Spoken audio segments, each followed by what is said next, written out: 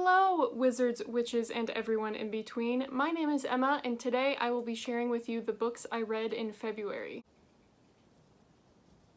So, February was the best reading month I have had in a few years. I read 12 books, which I haven't done in a very, very long time, and a lot of this was in part to the In Love-a-thon, readathon that happened like early to mid-February. So that's where I read the majority of these books. I also have been trying to utilize free audiobooks on YouTube more, so that's how I read a couple of these. But since there's a lot, let's just jump right into it. Okay, the first book I read in the month of February was Gathering Blue by Lois Lowry, and this is the second book in the Giver Quartet. I have heard great things about the quartet, and I love The Giver, but this one did not do it for me. And after looking at the reviews of this book after I read the book on Goodreads, everyone's saying that this is like the weakest one of the four. And so I'm still very excited to read 3 and 4, but I gave this 2 out of 5 stars. It was just weird and it didn't have a satisfying ending for me. It's basically a completely different world or setting, I guess, than The Giver. The girl who, you know, she's set in being a sewer, but she has a bum leg, I guess you could call it, so she's not as eligible to be married off to people, and so she's kind of stuck doing this one specific thing. And when her mother passes away, she kind of has to figure out where she belongs in society now, since her mother was taking care of her, and how to navigate like what the country is telling her to do. I liked some of the characters. She gets kind of whisked away, kind of like Jonas, kind of like Jonas does in The Giver, to perform a specific task, right? Like she's the one eligible one, and then someone else is there to help with a different aspect of like this big event that they're all working on, like all these chosen kids. So I liked some of the characters in that sense, but just the overall plot and how it ended and like the big twist just wasn't very exciting for me. And this book is short and it took me a while to get through it, so I gave it 2 out of 5, but I'm definitely going to keep going and I'm definitely excited to finish the quartet. Alright, the next book I read, as you all know, is The Cruel Prince by Holly Black, and I don't need to say anything about this because I'm sure you all already know what it's about, and I also posted a discussion video about my thoughts of this book, so I'm just gonna say I gave it 5 out of 5, and I'm obsessed with it. The next book I read is We Are Okay by Nina LaCour, and I gave this 4 out of 5 stars. Very enjoyable. I'm not someone who typically reads a lot of contemporaries because I usually find them all to be the same, even though you could definitely argue that a lot of YA fantasy is the same. But I really enjoyed this. I really connected with the characters, and I don't really want to try and summarize it because this video is going to be too long. So if you kind of want to know what any of these books are about, I talk about it in my In Love-a-thon TBR, because like I said, half of these books that I've read this month were from that readathon. I did just want to say though that I very much related to Marin, the main character in this book, and I think that's probably why I found it so compelling. And I also like that basically all of it took place within the dorms, which was kind of cool to have like a more isolated location like that. But this book, I read it practically all in one sitting. It was great. The next book I read was Nimona by Noelle Stevenson, and this is a graphic novel. I'd heard really good things about it, and I think it lived up to the hype for the most part. I gave it a 3 out of 5, only because I found it difficult to follow along with the action sequences. Just the way that the drawings were done, I kind of had to stare at it longer than I wanted to figure out like who was getting beat up or where someone was taking someone else. So that got kind of annoying, and I also thought that the ending wasn't really that satisfying for me, but like during the actual process of reading it, I very much enjoyed it. It was very funny, and I love the drawings. Okay, so technically the next book I read was The Little Mermaid by Hans Christian Andersen. I read this story for the In Love-a-thon. I gave it 4 out of 5 stars. I mean, it's a classic. I grew up reading that fairy tale, and I very much enjoyed it. The next book I read was Dear John by Nicholas Sparks, and as I've been saying, I talked a lot about this in my In Love-a-thon vlog, but I gave this 3 out of 5 stars.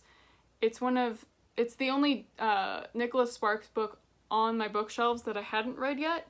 I gave a couple ones away, so now all that's left on my bookshelves are this, and then I have The Last Song and Safe Haven. And I enjoyed all 3 of these, honestly. I'll probably keep this. Parts of this weren't as cliche as I thought they would be, and the only thing that really bothered me is, like all of Nicholas Sparks' books, you have the like macho, stereotypical, heterosexual white male. But aside from that, I actually enjoyed the plot for the most part. I enjoyed the side characters, and I really, really liked the way it ended. Okay, the next book I read was Rapunzel's Revenge by Shannon and Dean Hale. And I gave this 3 out of 5, but I think it's more of a 2.5 out of 5 for me.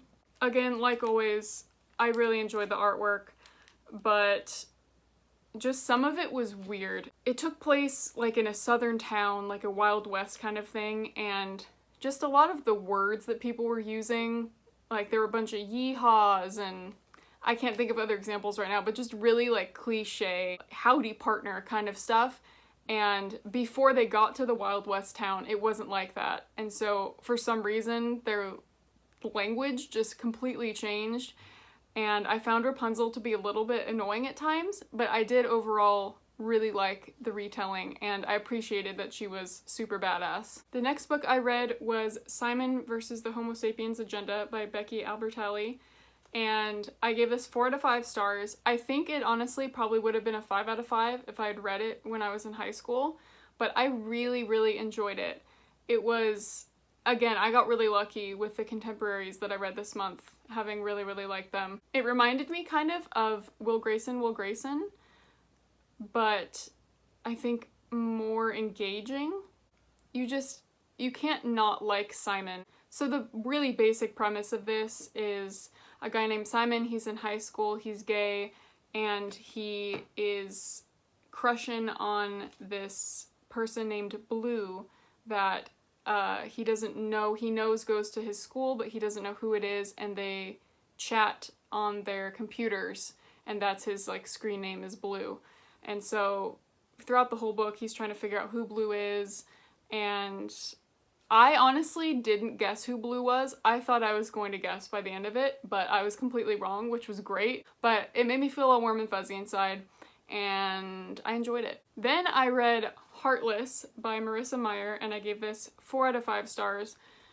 Again, talked about this a lot more in my reading vlog, but I did have some trouble with this.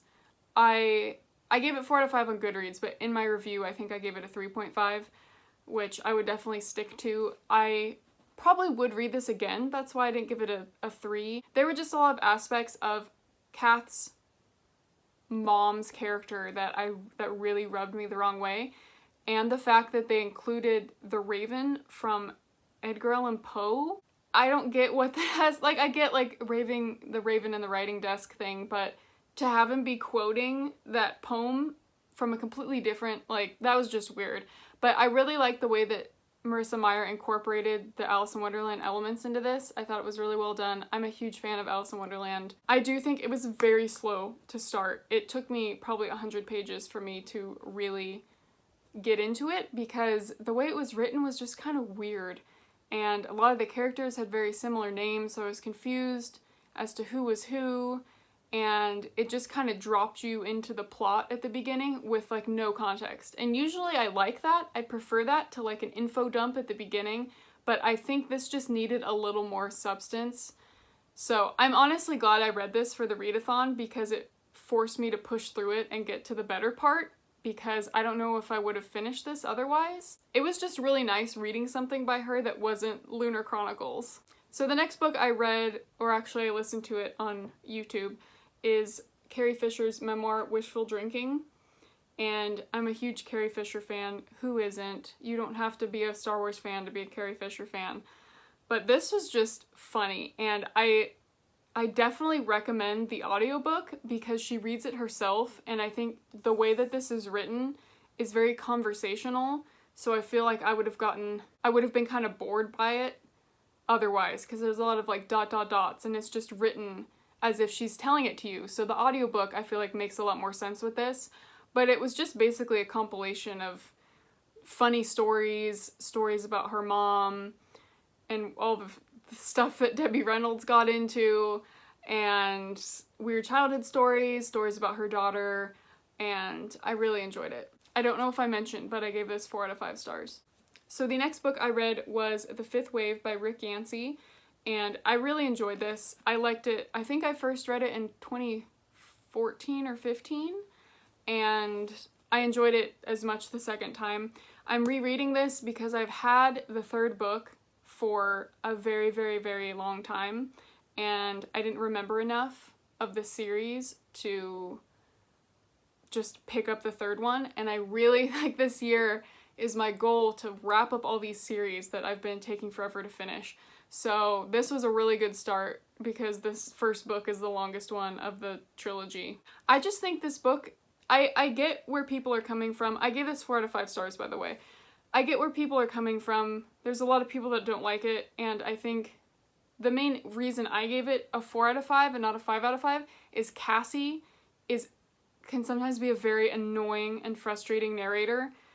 I still love her because the second book doesn't have enough of her, and I will get into that in a second, but just some of the things she says is just so juvenile, and I feel like she's cussing just to have those words in here, and they didn't seem authentic, like authentic dialogue, and she's just very frustrating sometimes. She's very stubborn, and she can be very immature.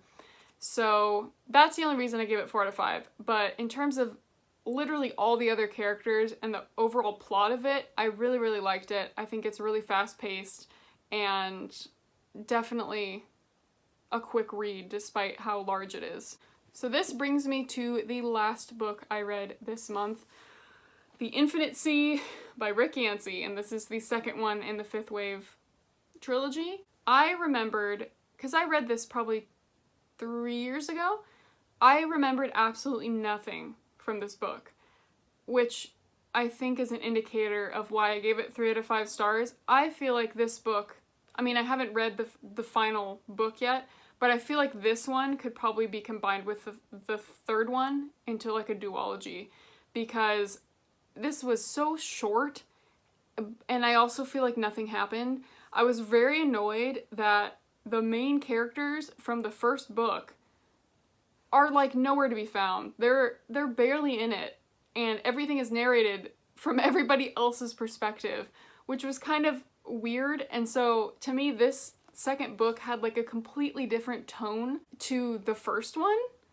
and it was a lot more psychological, which I did enjoy, but overall I was just, it literally seems like a completely different book.